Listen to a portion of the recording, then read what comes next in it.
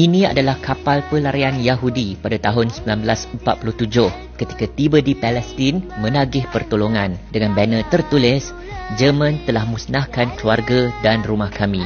Jangan musnahkan harapan kami." Ini adalah Palestin.